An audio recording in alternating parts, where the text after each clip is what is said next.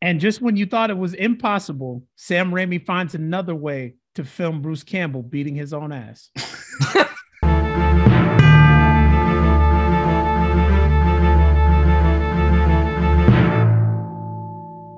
All right. Yep. There you go. I accept. We did it. All right. So we got the latest man. in the MCU panels Yes. for definitely a very interesting experiment, Doctor Strange 2. Oh, which I loved. I thought it was fucking awesome. I love it. Yeah, we were due for a Marvel horror movie. They played around with it in What If, but live action, nothing like it. Yeah. Oh yeah. Nothing like they it. did not hold back on and they chose the right people. They did. Sam Raimi was a perfect choice for this. And I know there was some concern with reshoots and stuff like that. They weren't going to let him do what he wanted, but it's like, no, it looks like they let him do anything he wanted, from what I can tell. I mean, I wouldn't say anything. Maybe not anything, but like I was gonna say, maybe this is the lighter version of Sam Raimi's vision. Because you get the sense that literally a producer was sitting on the set all the days that happened. Oh man! like no, that's too much. No. Yep. Like even when they got like, I swear it. Like even like you hear like the controversy now of like they're saying like this should have been an R movie. It's like, bitch, please. I still kind of think this was really like it's a hard PG-13, but it's still a PG-13. It's bro. This I don't know. There's like one scene I feel like leaned into R, but the rest of it is definitely PG. In the era I grew up, this would be a PG movie. Yeah, absolutely. Fair. In the mid 80s, this is a PG movie. You're not even cracking PG-13. All right, so to start this review, we'll try to go like into non-spoilers for about like the first 10 minutes, give like general thoughts and overview, and then we'll get into spoilers because we have to talk about a lot of the big stuff that happened in this one. Some of the which is like I want to say controversial, as in that like people are like kind of it's divided on it. That are definitely worth talking about, particularly when it comes to one particular character, and you all know who I'm talking about. Yeah, let's set this precedent at first, though. I don't think we are all at all divided on the quality of this film. Nope. I think this is and especially considering the MCU films that have come out previously in Phase 4, this is like, this I feel like where we should have been coming right out of the TV shows. Yeah. You know what I'm saying? And I feel like that's the thing, because it was originally supposed to. Like this was supposed to come out much sooner than it did. So that's right. It was supposed to come out at the same time Batman, right? Like before then, I think it's supposed to come like last year. But then COVID happened and fucked everything up. It has the feel of the grim reality of the aftermath of Endgame that the MCU TV shows has that the other movies haven't had so far. Most of them only ones kind of about like introducing new characters and like setting up new mythologies and all those things, which isn't bad. I enjoy those movies. I think the only that came close is like Spider-Man to a certain extent. Right. Spider-Man is the only one that directly addressed like the end of Phase 3. Yeah. Yes. And that was our only reference point up to this point, I think. And I think what's fascinating about this one too is just like how like the people that are mad about this movie are just really disappointed by their own expectations, because like especially after No Way Home was very much like, and I love that movie, but it was absolutely nostalgia splooge fest. And I love it. Don't get me wrong. I love that movie, but it relies very heavily on nostalgia and references and cameos. It's what I came for. Yeah, totally. But I think a lot of people were trying to like set up like all kinds of rumors and stuff for this one, like, oh, maybe Deadpool's gonna be in it, or Tom Cruise Iron Man, or all these. Oh yeah, I was hearing that. I've heard similar things, and honestly, those would have been welcome too. I'm glad they didn't go that direction though, because it does kind of set that precedent. Like, oh, more cameos makes it better. It's like, no, tell a good story first. And then whoever you can kind of get in there makes it work. But the nostalgia is a Sony thing. It's not a Marvel thing. Absolutely, yet. Not a Marvel thing yet. Not yet. We haven't gotten there quite yet. Although there's definitely some nods and stuff to like fan speculation in there that we'll talk about later. That isn't the obvious one that's in the trailer. Am I looking all right on the camera? I feel like I'm washed out. A little overexposed. A little overexposed. Damn. I don't know anything about cameras, so let me see if I can hold up. Technical difficulties.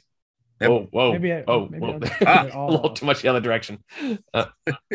There we go. Yeah, I think that's better. Even though it's got like some artifacts, I think that's better on my face. And we got some product placement in the background there with your book. The milk. I mean, nice. Oh, there it is. You know what it is, man. The Milk Crate monologue, now available on Amazon or any major retailer. I'm actually doing an IG live on that in 3 hours. Nice. Oh shit, nice. And then speaking to a college tomorrow. But like I think what somebody pointed out about this movie that I really like and I really appreciate is someone made a good point. Is like, honestly, like of the comic book movies that come out recently, this probably understands the most what a comic book is. Because it's very much of like, hey, here's a guy, you already know what his deal is, he has a case, he's gonna solve the case. That's the movie. Doesn't need to go like he doesn't need more complicated than that. It's very serialized. It's very much like, this is what the story is. We're not trying to set up any bigger major event. It's a self-contained story about this really wacky character that goes on this wild adventure. That's really all it needs to be. And that's actually, again, where Marvel expertly, when they choose to do it, can diversify its portfolio from superhero movies and comic book films. Absolutely. Right. Some of the viewing audience gets turned off by that. But like I said, I think when Black Panther came out, that's a comic book film. Absolutely. You know what I mean? It deals with actual substantive things and punctuates with action. It is not about spectacle. And even as spectacle heavy as this film is, it's really going deep into the story it wants to tell. Exactly. Yeah. It's not it's not in service of some grander plan. It is all in the service of the characters or within the narrative. Even though like the most Doctor Strange really learns this movie is like, hey, maybe I can't control everything, which is still a good lesson for him. Yeah. But again, it goes into like, you don't need to make it more complicated than it needs to be. And especially since Sam Raimi is so good. Which is also weird considering you're also tackling something as complicated as the multiverse. Give me 1 sec, guys. Oh, well, I guess I'll still talk while he's dealing with that. All right. But I think damn, he's got a good headshot. I can't see the headshot on mine because it's probably recording, but okay. But I think it's like Zoom settings too, but like, yeah, on mine I see his headshot when he turned his camera off. I appreciate that. Thank you. Oh, no problem. Disembodied voice of Ron. But anyway, just to bounce off that though, is all right. Yeah, like and then Sam Raimi is so good at telling those serialized stories. Since like a lot of his the early work, like this is basically another Evil Dead movie in a lot of ways. You guys are the experts on that. I've never seen Evil Dead. We're gonna have a discussion about that later. Okay.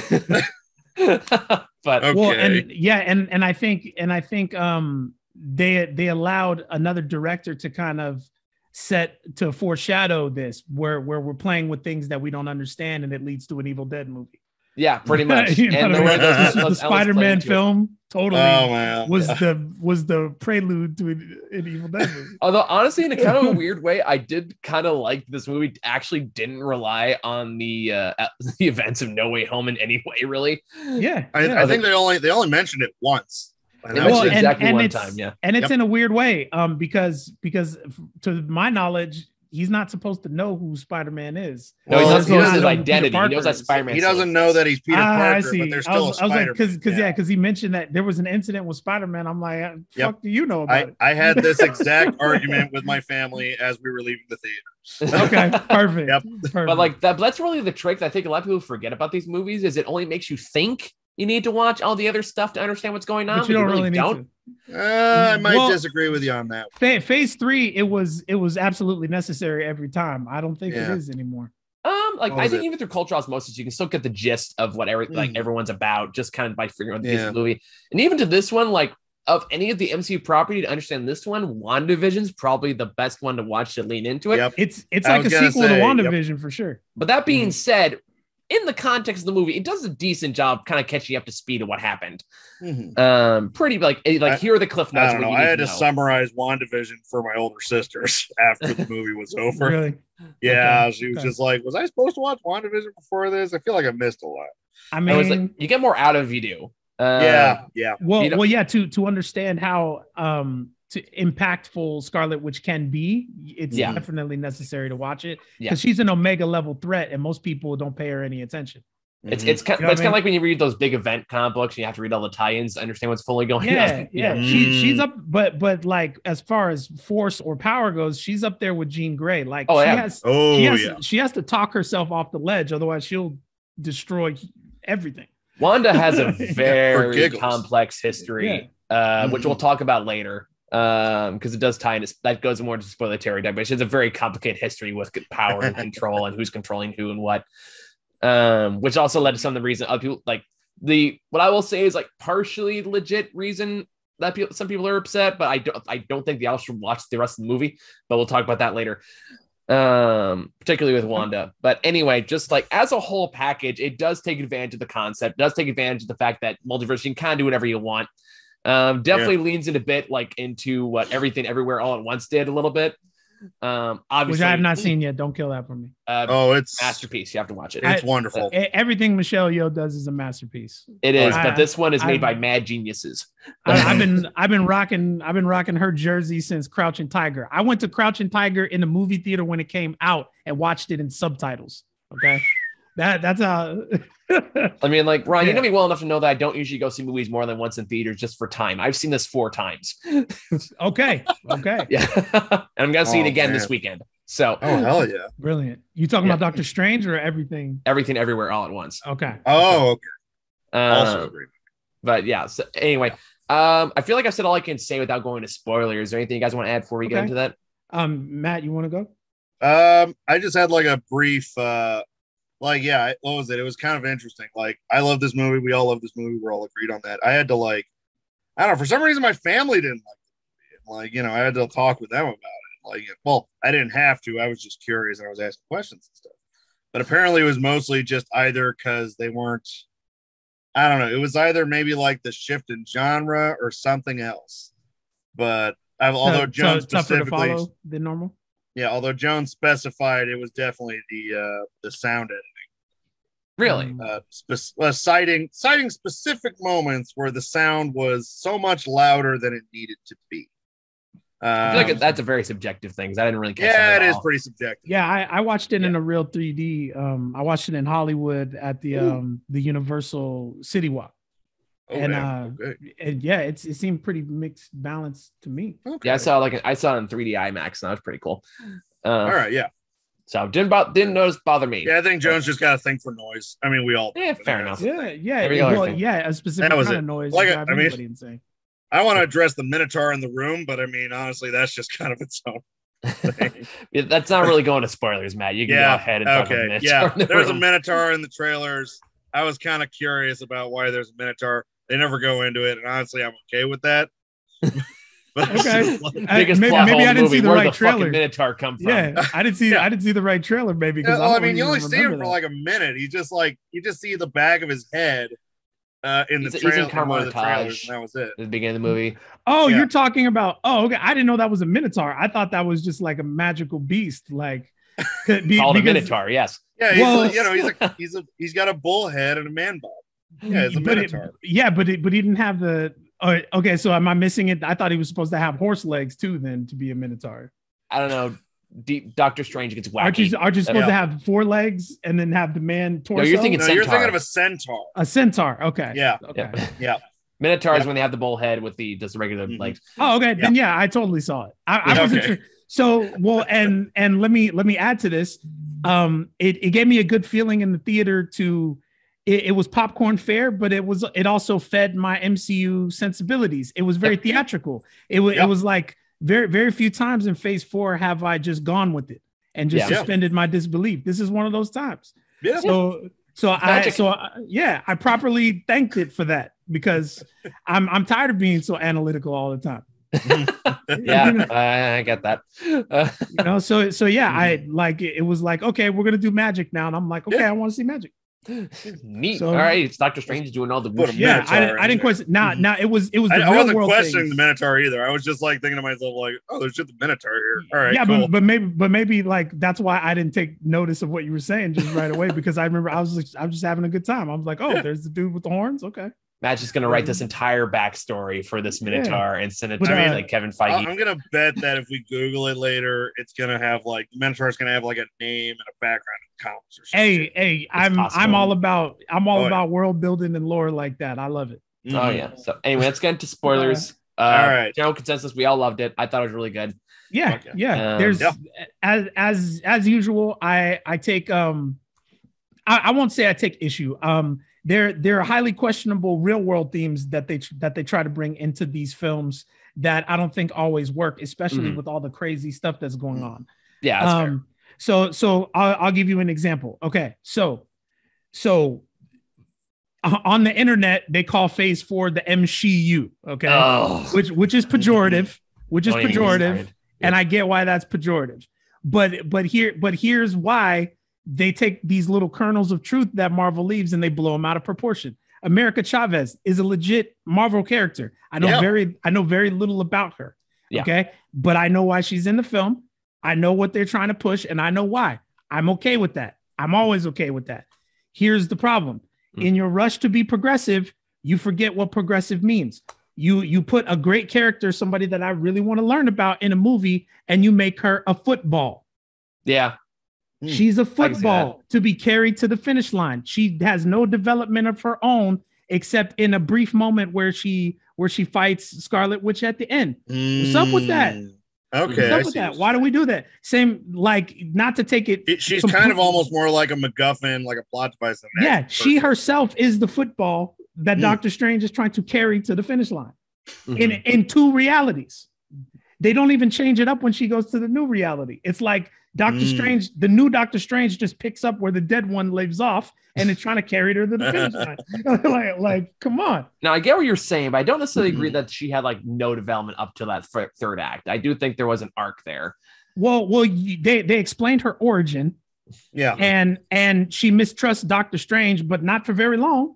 For pretty justifiable reasons. Yeah. I agree. It's justifiable, but she kind of just throws it out the window at some point. Yeah. and she's like, okay, fine, carry me. And he's like, taking the football, running towards the end zone. Like that's to me, that's her arc. Like, do we her skill set doesn't bleed out. It doesn't eke out over time. She has these limitless powers that everybody's trying to obtain, like a freaking elixir sucking it out of her body, but she can't control it.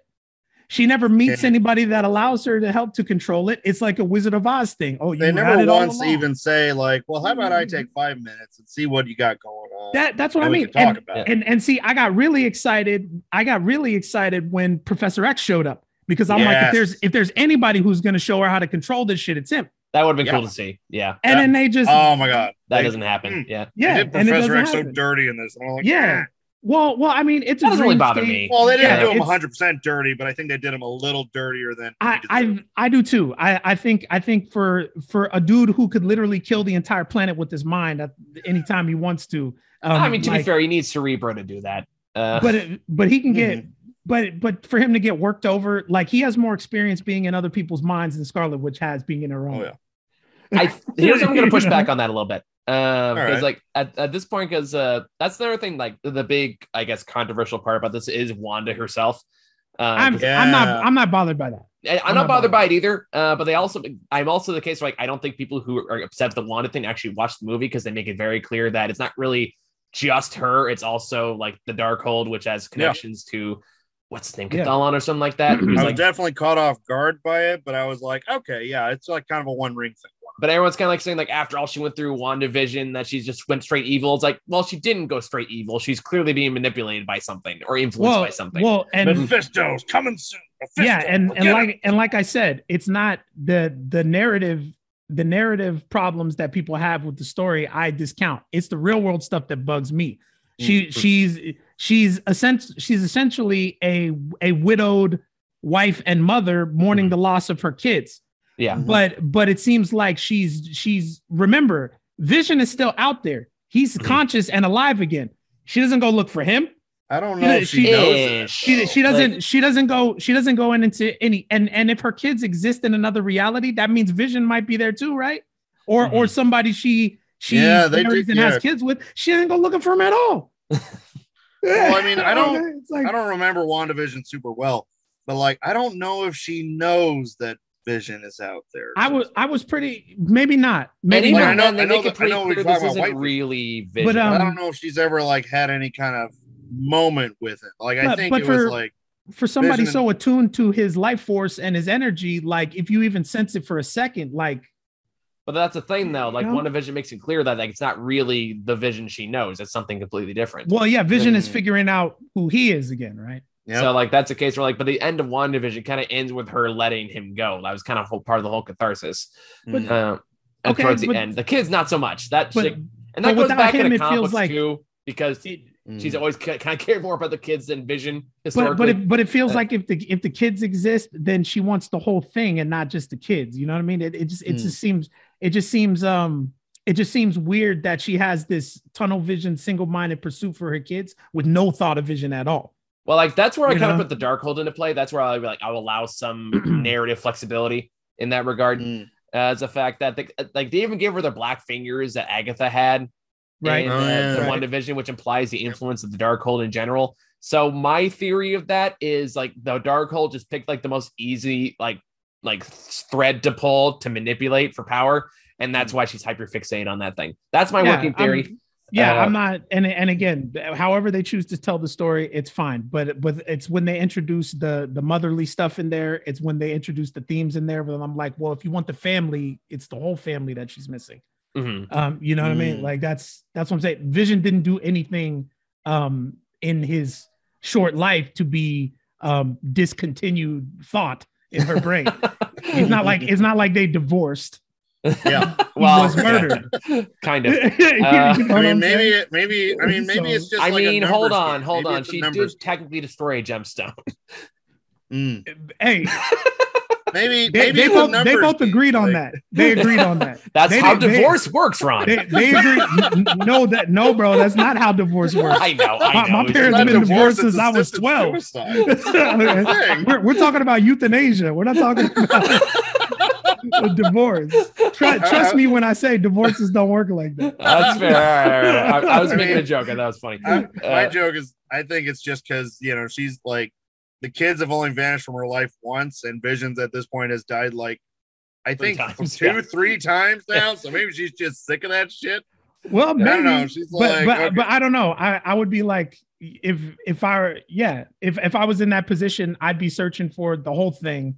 And not just, because if there's a timeline where your kids are alive, that means there might be a timeline where your kids are orphaned and they might need you, or Vision is by himself, or you know what I'm saying? It just seems like you stop short. Oh, there's my kids, when there's this vast universe of things you could look into. And I don't know. Again, I'm kind of willing to write that off as you make a good point on the universe where Wanda's kids are orphans, because that'd be that's what I'm saying. Like maybe in a scenario she's dead and they're growing up on their own, they need her. Why would you go the one where you're there with her and then kill the one that they're with and take the place? Like, have we learned nothing from Into the Spider-Verse? Yeah. I'm just definitely one of those things that has to make more emotional sense and logical sense. So that's one of those things I'm willing to let go. I guess, that's all I'm saying. I see what they did there. I see what they're leading to, but Disney stopped short of. I won't even say Disney. I'll say Marvel inside of Disney. It seems like they stopped short of telling the story that we need to see in favor of one that's going to illustrate their point really quickly so they can move on. Maybe. That's how I feel about it. I could see that. That's fair. I don't necessarily fully agree with it, but I get what you're saying. I get the decisions and why they were made. I think it fits with what I know of the character. And I think they easily plant the seeds of they can bring her back whenever they want. She's definitely not dead. She's definitely not dead. I don't think she's not dead. But going back to Charles Xavier, habeas corpus, no one's dead till you see a body. Yeah. But going back to Charles Xavier, though, the reason I think is kind of I'm willing to acknowledge the fact that, Wanda did kind of was able to kind of beat him because she's done it before. Because as far as mental capacity, no one's really able to get a full yield on Wanda's power and her mental state, although many have tried. Some exceed to limited extent, like Dr. Doom, I think is one of the few people that succeeded or some ultra powerful thing Catalano or something like that. The person who wrote the Darkhold. But I don't know though. Xavier, dude, he got practice. He got skills, man. Xavier's been bitten by a lot of people. The guy knows how, like, literally I just don't. Him getting off that quickly is like. But again, like they make it clear that wasn't really Wanda, though. That was the Darkhold, which implies more demonic, powerful entities. But you're talking about old man Charles Xavier, though. I know, but I also know Charles Xavier once got beaten by Mr. Sinister in a flight of stairs. All right. Okay, you're talking about a dude who somebody developed a suit where he uses his mind to be able to walk by himself, bro. Like, and he can do that and still fight people, man. And he got beaten by fucking Cyclops. So let's be clear. No one gets beaten by Cyclops. He does. Cyclops fucking murdered him. Bro, but how much of what I'm saying is Xavier, there are times where Xavier will submit and be murdered. There are other times where killing him should be damn near impossible, just like it is for Wanda. That's what I'm saying. With that. They should have had more of a back and forth. I don't care if he got killed. I get that she is a force, just like Jean Grey could probably kill Xavier, but she did. but there's something craftful and unassuming about the way Professor X enters your mind, and it's been done over and over and over again.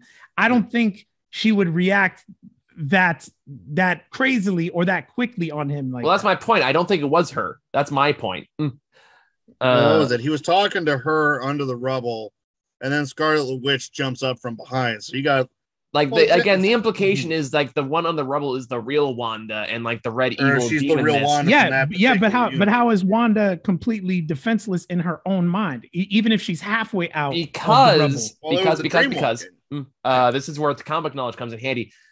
Because the Darkhold is written by, I think his name is Catheon, who's like one of Wanda's main rivals, who has actually successfully controlled her in the past. So there is comic book precedent for that happening.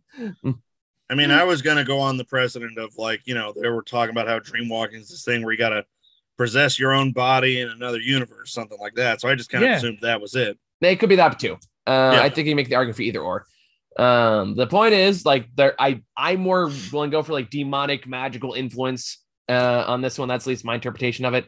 It would have been nice. It would have been nice to have a jaunt with Xavier trying to examine why she's like this. I would have liked that too. If he gets killed at the end, then it makes me know never mind, because there's infinite universes. But if you're gonna pull out Patrick Stewart in the iconic version of himself, in that. I even played his theme music. It's a waste. It's a waste. It's a fucking waste. Yeah, I mean, I definitely see the argument of that. That being said, that goes into, I always think of what Stan Lee always said about these things. It was like, anyone can beat anybody. It really depends on the writer. But John Krasinski as fictitious Fantastic Four, had more screen time than Fox X-Men cartoon Professor X. Yep. Give me a fucking break. I don't know what Stretch Armstrong thought he was going to do against John Krasinski got split apart. Gadgets. He got split apart like a Twizzler, bro. Yeah. I'm not defending John Krasinski as Mr. Fantastic. Well, and even that being said, I still think he'd make an excellent Mr. Fantastic after seeing what I saw. I think he'd be fine. Oh, yeah. Honestly, like, I was John Krasinski, Mr. Fantastic has been one of those fan castings that's been out there forever now. Yes. That honestly, never my first choice for the character. That being said, I like what I saw. It was. I always wanted Chidi from The Good Place as Mr. Fantastic. I think he'd be great in the role. I still think Emily Blunt would be good. Sue Storm though. So I guess they want to bring that pairing back. You just want a Good Place reunion in the MCU. I said Emily Blunt, not. I got mixed up. Well, Emily Blunt is married to Krasinski. That was my point. So I was like, I guess they bring Krasinski on, like, easy. So then playing, I don't know, that could potentially, like, just be. It sounds like a good pairing in mind, but it probably wouldn't work. Maybe creatively, they've just been in so much different stuff. They've never been in anything that intersects creatively. So I probably. I mean, they're in the Quiet Place movies. Oh yeah. But anywho, so that's what I'm saying. Like, there's very few things that bother me because we're in universe number whatever. Yeah. The things that bothers me are Disney and Marvel's sometimes half-hearted attempts to be progressive. It's like I'm doing this because somebody told me it's nice. Yeah, like they want to go more in that direction, but they're also afraid of any pushback from people. Like they don't go all the way, and it's one of the issues I had. Is one of the issues I had with Star Wars, right? Yeah. With John Boyega, he's a poster boy of the franchise to put butts in the seats. You completely undermine his entire character for the next two movies. Yep, is obvious argument here. Yeah, and so what happened? Oh, we're so progressive, but now he's just like Billy D. Williams. Yeah. Same thing. Yeah. And that goes into that's a good overall point too, where it's like it clearly wants to go more in that direction. They are slowly pushing back on some of the the whole woke MCU SJW bullshit they tend to get. Because especially since Shang-Chi got banned in China, this movie got banned in Saudi Arabia. Right. Because God forbid American Chavez had two moms. God forbid. Oh yeah, that was it. Which in their case, nice to see. They could have done so much more with that than they did. But that's what I'm saying. But if you're gonna put it there and you're gonna risk the ire of other countries and your box office market, then just fucking do it. Yeah, no, I agree. Lean the fuck in. I completely agree. Yeah, especially since the box office is showing more and more that the angry white people on YouTube aren't really a profitable demographic to pander to anymore. Oh yeah. Well, they never were, but they never were. But it hurts my heart because, like I said, they take little minor things that can be fixed, and they blow them out of proportion. It is Marvel and Disney's fault that those kernels are there in the first place. I agree. That's my point. No, in that you and I are in complete agreement. That's been my big issue with all that. It's their own fault for a long time. Like the comics have been getting better about this last decade or so. There's still a lot of work to do. They're at a point where they kind of stopped caring about what the angry white man says. But the movies have not caught up to that, or the TV shows. Right. Like I said, the TV shows were much more progressive than the films in Phase 4.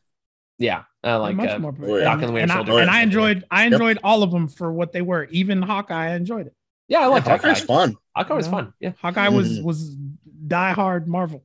Yeah, I was totally down for that. That was awesome.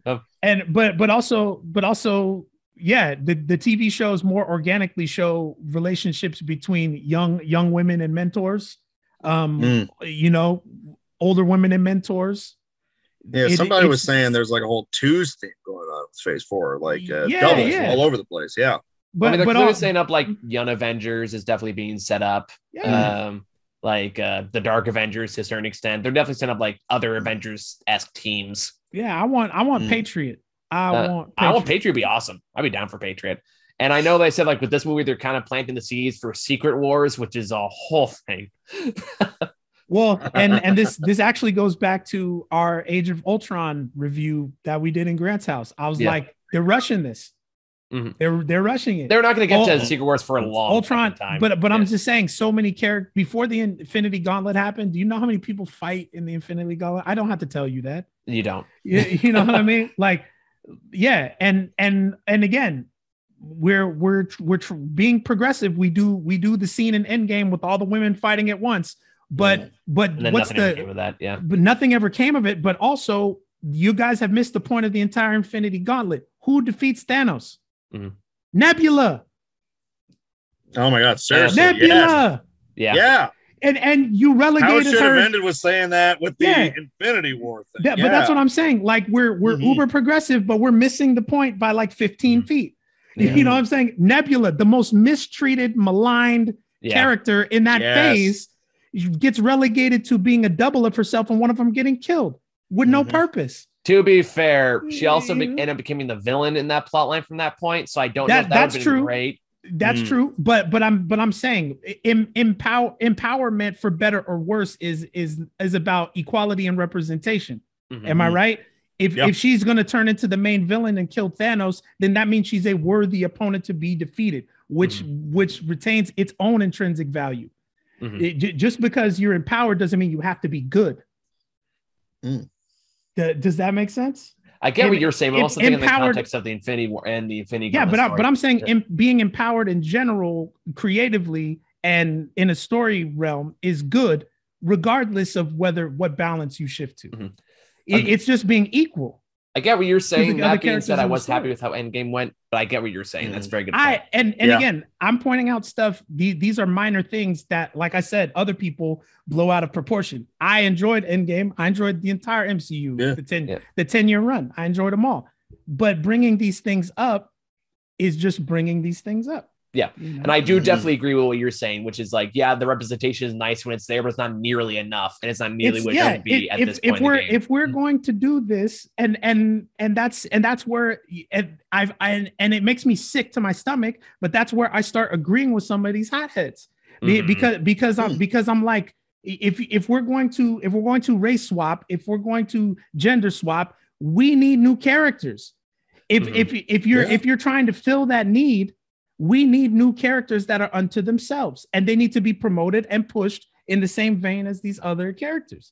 Yeah. Like, we can't just keep swapping. We're putting a Band-Aid on the issue. I know that's not what they're talking about. No, but I see their point. Do you get what I mean? Like, yes, we need an entire squad of Black superheroes.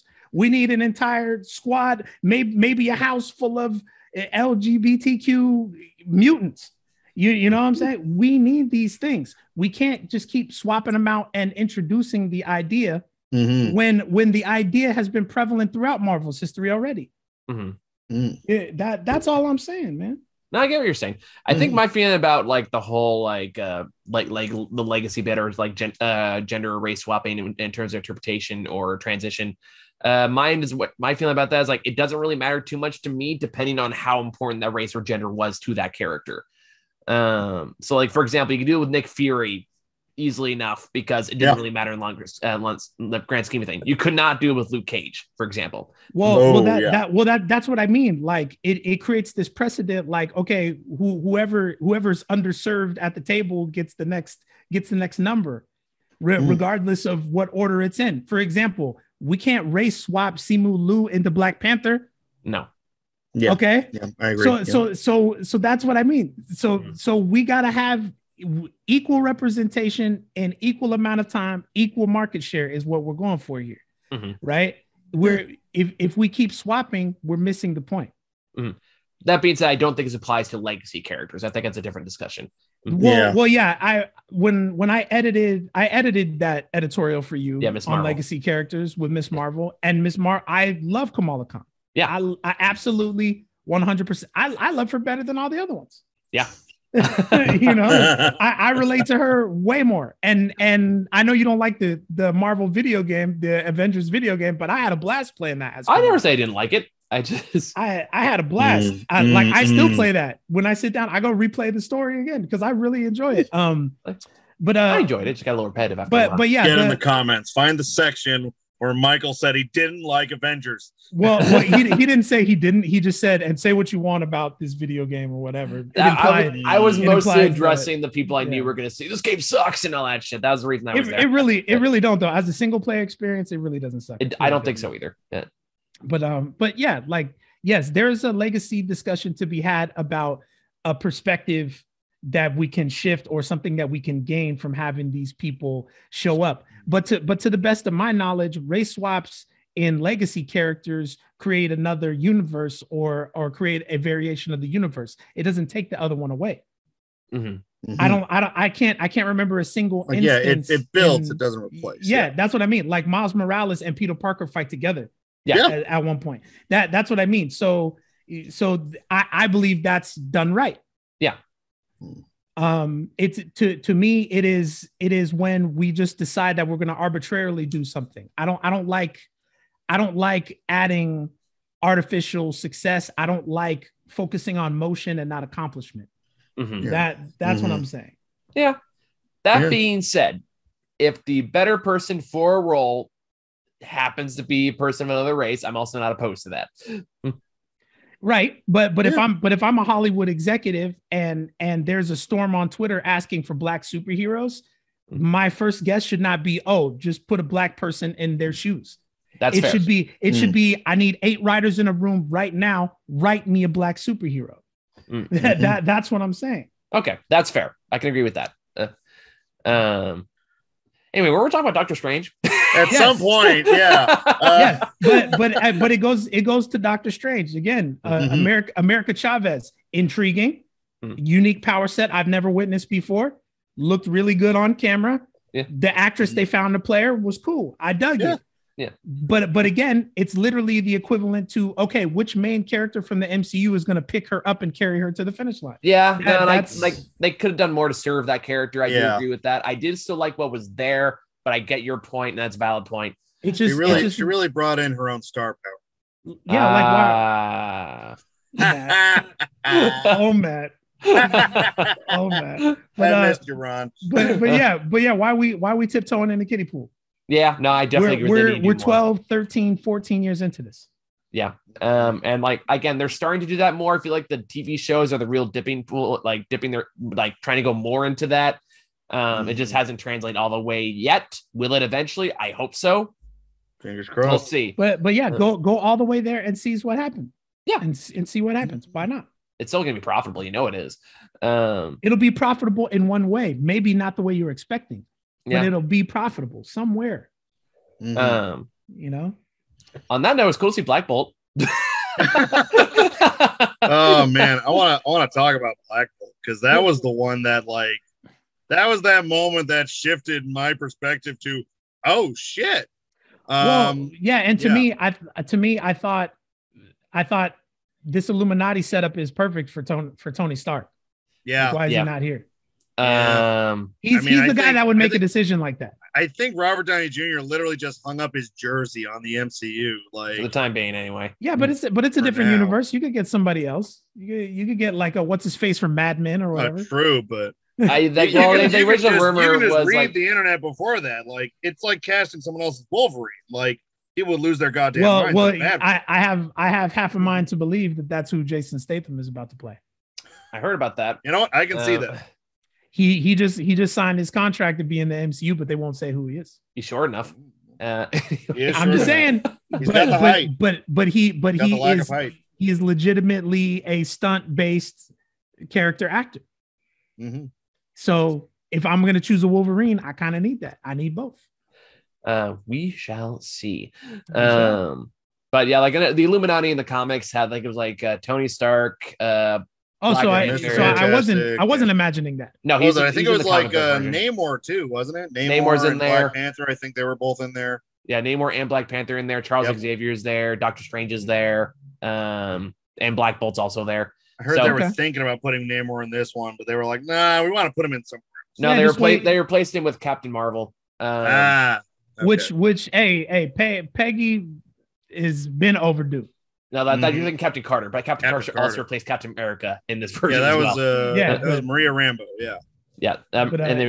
As Captain Marvel, but yeah, I was also very happy to see Captain Carter. Yeah, Captain Carter is my shit. I'm good with that. I was down for that. That was cool. And like seeing them all together, even though they all got brutally murdered. Oh man. Well, I had a hard time getting through that scene. Not because I'm like, like they can bring weak-willed, but it just kind of broke any my major heart. configuration at any point in the future. Well, to me, when it happened, I just filed it in my mind as filler. Yeah, pretty much. You know what I mean? Yeah. I'm like, I'm ignoring this. Yeah. That whole sequence, like to me, and the reason probably didn't upset me as much as other people did, is more like this is my obligatory cameo section. We're like, all right, cool. That's neat to see. Maybe it's cool to see those characters in those roles. Well, they chose some of those cameos. They chose the wrong ones. I'm just saying. I'm not disagreeing with that, but it's still cool to see regardless. But like, so I was more like, all right, cool. We got that in there. That was neat. Now we can get back onto the plot. Yeah. And the plot was I won't say the plot is strong, but it's cool. It's cool. Yeah. Like it doesn't need to be strong. I don't think. Yeah. Like again, it's not that kind of movie. That's what I'm talking about. Like it feels like a comic book. It's very serialized. It's very much like this is what it is. We're not going to try to be deep or meaningful. It's just cool to look at. And I went with it. I had a good time. Even the Doctor Strange Beetlejuice thing I thought was fun. Oh my god, I loved the. Can we talk about my favorite part of the whole movie for a second? Which part? Oh, I was just gushing at that entire sequence. Well, like zombie Doctor Strange, or yes, yeah, Doctor Strange possessing his own corpse, and then yeah, that was pretty cool. I was pretty down for that. And then the universe police show up, and they're like, "Hey, you can't do that." And he's like, "Bitch, I'm a wizard.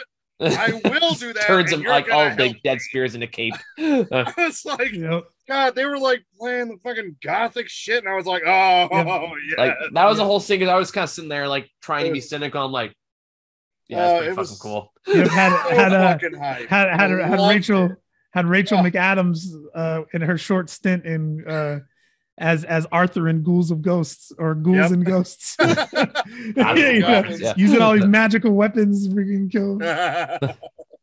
See, when I was a kid, Matt, they called it Ghouls and Ghosts, but I know it's Ghosts and Goblins. That's the original. Okay. But yeah, like that undead Doctor Strange thing with like the cape made of like undead spirits. Like, all right, I don't care who you are, that's so fucking cool. Like that's Sam Raimi all over. You know that was his idea. I like where he took it. It's awesome that they recognize his brilliance, and he kind of set it. It kind of rhymes in a great way because he kind of set off the Marvel universe in a way.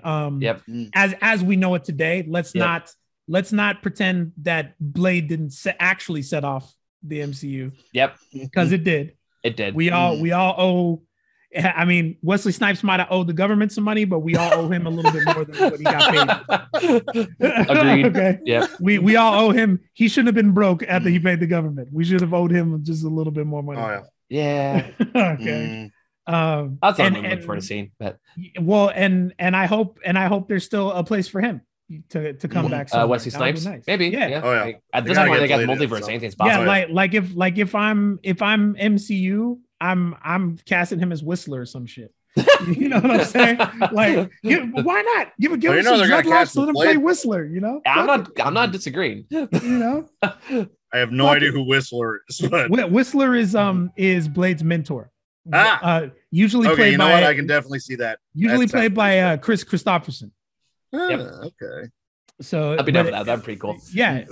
Again, which is a race swap, but an unimportant one. So, but I do want to point like a very small little one. This wasn't the big scenes, but I enjoyed the hell out of it, and why I'm glad Sam Raimi's on Doctor Strange in particular, just because like Sam Raimi's unique like visual and just visual mindset with these things lends itself perfectly well, just having kind of just crazy magical fights. Oh my God, yes. Like the one in particular was my favorite was when he was fighting like the sort of evil version of himself. Yeah. And they just started playing with like musical notes, and I thought that was really cool. So yes, really I thought it was beautiful. I love stuff like that, especially when magic is concerned. Like shit like that. There's a lot of it in the movie. A lot of magic fights in movies, they just kind of boil down to I'm pointing my wand as hard as I can at you, and there's a laser beam that's gonna get you. But Harry Potter, 5 through 8. Harry Potter, fucking turfs. Anyhow, broke my damn heart. Anyhow, but like, this, like, there's like a few series that really get magic fights right. You know, so far right now for me, it's Owl House and Doctor Strange 2. I have not seen Owl House yet, but it's fucking amazing. So I had a question about that. Yeah. Because they draw the correlation between Doctor Strange and the Dark Doctor Strange in that particular universe with the eye.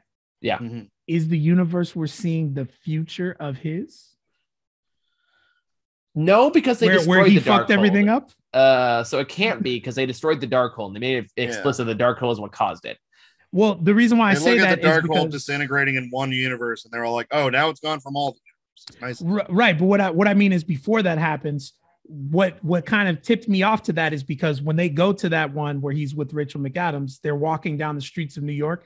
It looks similar to how they were doing it at the beginning of the film in actual New York. So to me, I was like, oh, is this like a substandard universe where he doesn't make it back in time or he fails? Or is it the same kind of Doctor Strange? You know what I'm saying? They seemed a little too similar. They seem way more similar than the other ones. Well, I think the main difference, and that was kind of the whole Doctor Strange arc for the movie, is the whole point was that Doctor Strange still had the need to control everything, and so that's why he used the Darkhold aggressively as he did. And that's what I mean. Well, because he ends up using the Darkhold and he gets the eye, so I'm like, is he more like that one than the others? Because he relinquishes control over to American Chavez and then acknowledges leadership over to Juan at the end of the film. But then the same thing still happens to his face. It does, but that just means like Darkhold like got in there, but it destroyed, so it's more like after effects, I guess. Okay.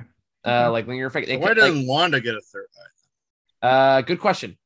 Well, sorcerer, pure energy magic.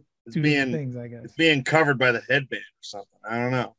Just stop it. Speaking of or magical people, we should probably talk about the post-credit scene. Oh yeah, which one? The first one, the one that actually has like longer story beats in there. Yeah. So Doctor Strange's love interest. Clay, if I'm not mistaken. Clea, yeah. By Charlize Theron, which I was very cool. Which I was waiting when they were going to work her in there. I am happy about it. She's actually, fun fact, she's the current Sorcerer Supreme in the comics. Oh, okay. Solid. And she is also the daughter of Dormammu's sister. So she's Dormammu's niece. Yes. Okay. So I didn't know they had family trees like that. I know, but like looks like they're bringing the Dark Dimension back, and what do they do for the third movie? So then Ghost Rider soon. I would love to see Ghost Rider back. That'd be cool. Seriously, who's gonna play him? I know he's probably not going to, but I would love to see Nick Cage as Ghost Rider again. I mean, well, yeah, but give him. I'm certain there are other actors who could do it better. But no, I agree. Give him a serious stab at it because he didn't get a serious one. He didn't. He got a Sony MCU look at it, and that was not what this is about. I agree. Yeah, I still think he could bring something to that. I actually kind of liked him in the role, despite how just cheesy it all was. Yeah. Me too. Yeah, I bought it. I went with it, but I could tell that the story was not where it needed to be. No, definitely not. You know. Yeah. And I think like with Ghost Rider 2 is the first movie I have ever fallen asleep while watching. They did him dirty. That's all I'm saying. Yeah. But I do think like, especially if they're gonna bring Dormammu back into it, and I'm hoping give him more humanoid form. Because I want more of the flaming heady in the books. What's interesting is I think Benedict Cumberbatch also did voice. He also played Dormammu in the first Doctor Strange. Yeah, that's true. So yeah, Doctor Strange 3 is going to be Benedict Cumberbatch talking to Benedict Cumberbatch. That's what this movie was. So yeah, I got enough of that with Moon Knight. I'm done with that. Okay. But yeah, if they're gonna bring if they're clearly trying to set up like long term for Secret Wars, I think I saw someone theorize like that's gonna be like the end game for like MCU stuff, which makes a lot of sense to me. So then, if we're doing Secret Wars, are we finally gonna do the Venom suit?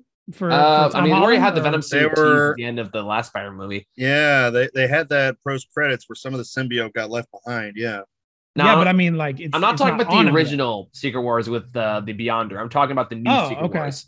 You're talking about something different. Okay. That's like Secret Wars. The new because when you say Secret Wars, I'm thinking when they all go off planet and Spider-Man gets the new suit. No, they might do that one too. But the Secret Wars I'm thinking of is when like all the universes basically collide into each other, and Doctor Doom takes the powers of like all the powers and basically just creates this amalgamation universe.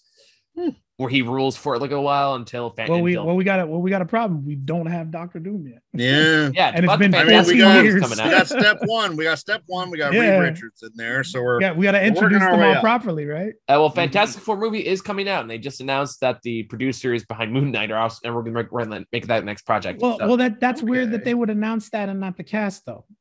Because it's still very early production. It's not gonna be released for another few years. All right. And I think they just like it was supposed to be usually like director of Spider-Man movies was going to direct that one, but then he decided to take a break from superhero movies for a while after No Way Home, which I don't blame him. I would.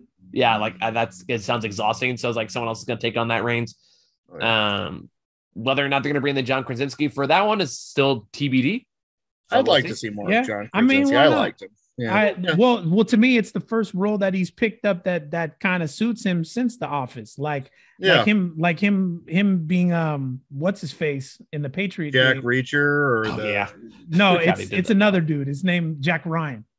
That's right. He did do Jack Ryan. I can't get these Jacks together. But Jack Ryan is from that Harrison Ford series that got done a long time ago. The Patriot games, Clear and Present Danger, all that stuff.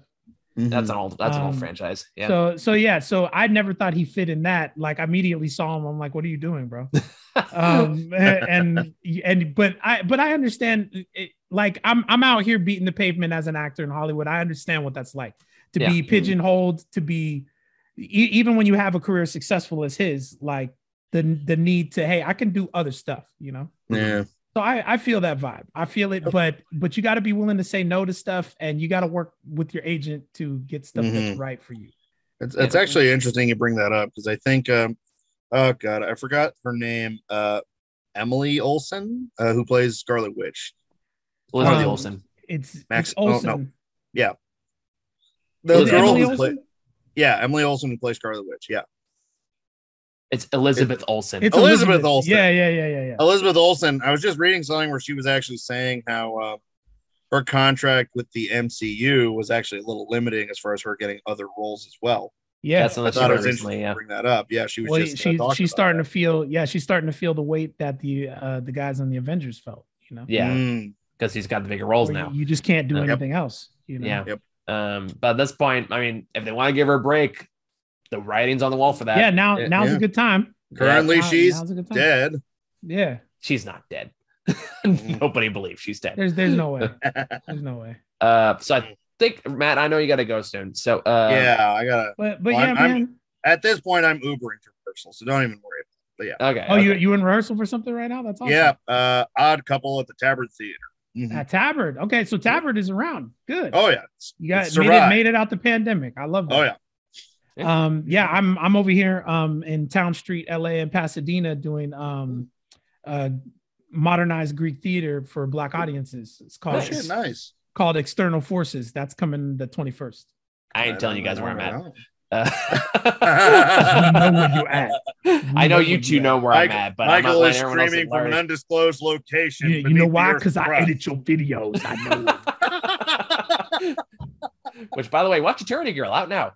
Another one of my favorites, and we just you know what? I was actually going to tell you, we need to do a video thanking the fans, but also thanking all of the comic book writers who have liked our stuff and feature them. We got to put together like a little compilation video because you're getting quite a few now. I've got a few. Like it actually led to beyond what I shared with you. For those that don't know, we released a video essay about Eternity Girl earlier this week.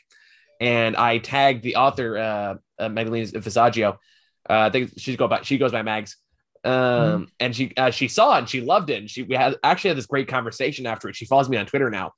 Oh, shit. Yeah. So we just kind of talked about the themes of her book, and we were talking about like the high space and what that meant and how it's like a reference like Silver Age Jack Kirby stuff. So like that was actually like that for me. That was a really awesome experience. Nice. Yeah, I'm proud of you, bro. Thank you. I'm like, now all we got to do is do something about these car parking lot reviews. Dude, I gotta build you a set, man. Ron, just at this point, send me a checklist of what I need to do, and I'll do it. Okay. Because I've been right about everyone. Hey, I've acknowledged these things. I have taken my humble pie.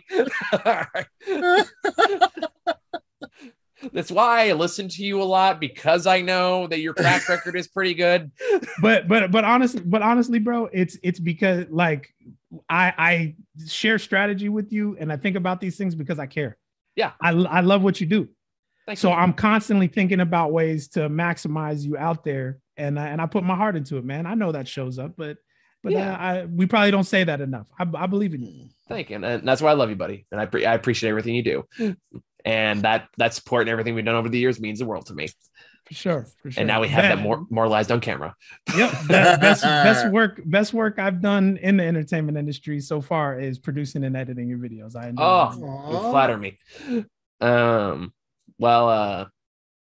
I don't have a good follow-up to that, so I think it's gonna wrap up there. At least not when I want to stay on camera. You're just stuck there with all your positive emotions. It's like, I don't like.